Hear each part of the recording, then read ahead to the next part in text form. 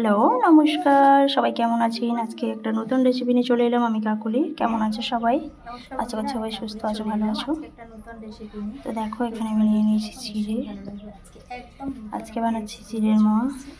খুব দারুণ লাগে এটা খেতে, বাচ্চারা খুব ভালোভাবে খায় এটা, তো অবশ্যই বানিয়ে নেবে। এটা বানাতে এমন কিছুই লাগে না, চিড়ে, একটু আখের গুড় আর মৌরি নিয়ে নিয়েছি। তো মৌরিটাকে হালকা ভেজে নিতে হবে। মৌরি এখানে এলাচ দেবো দুটো, দিয়ে ভালোভাবে নাড়াচাড়া করে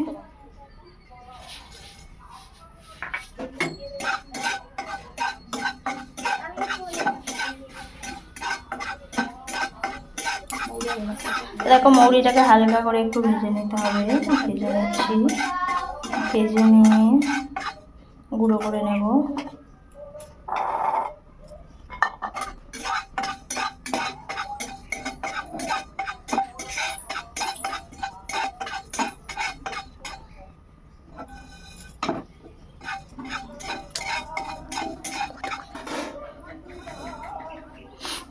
তো মৌরিটা গুঁড়ো করে নেব।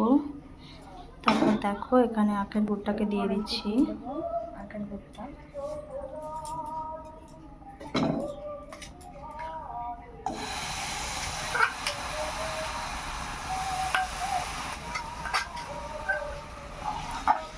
আখের গুড়টাকে একটু ভালো করে গলিয়ে নিতে হবে।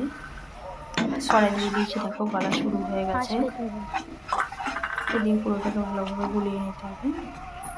তো দেখো আখের গুড়টা অনেকটাই গলে গেছে, দেখতে পাচ্ছ আখের গুড়টা পুরো হয়ে গেছে। এবারে আমি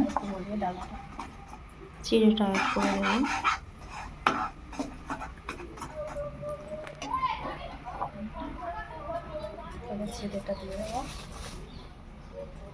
চিড়েটা অ্যাড করে দিয়েছি। তোমরা নিজেদের পরিমাণ মতো বানিয়ে নেবে, মানে যতটা দরকার ততটাই বানিয়ে নেবে। নিয়ে আখের গুঁড়োর মধ্যে ভালো করে চিড়েটাকে মিশিয়ে নিচ্ছি।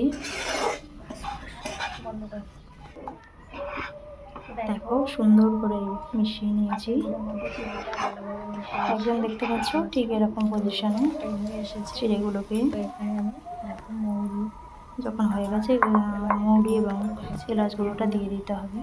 দেখতে সামান্য নাড়াচাড়া করে নিতে হবে। তো মিশিয়ে নিচ্ছি এটাকে ভালো করে। দেখো চিড়েটা এসে গেছে।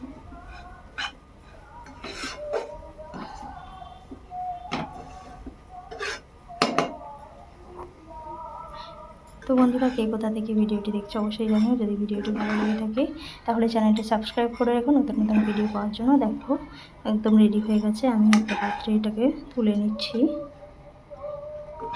নিয়ে এবারে নাড়ু পাকিয়ে নিলে রেডি হয়ে যাবে চিড়ের নাড়ু। তো অবশ্যই বানিও, আর বাচ্চারা এটা খুব পছন্দ করে। তো দেখো হয়ে গেছে, এবার নাড়ুগুলো পাকিয়ে নিচ্ছি সুন্দর করে।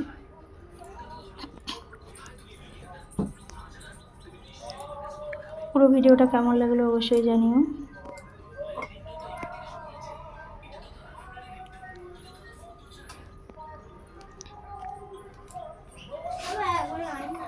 তো দেখো গাইস, দেখো পুরো নাড়ু বানানো হয়ে গেছে।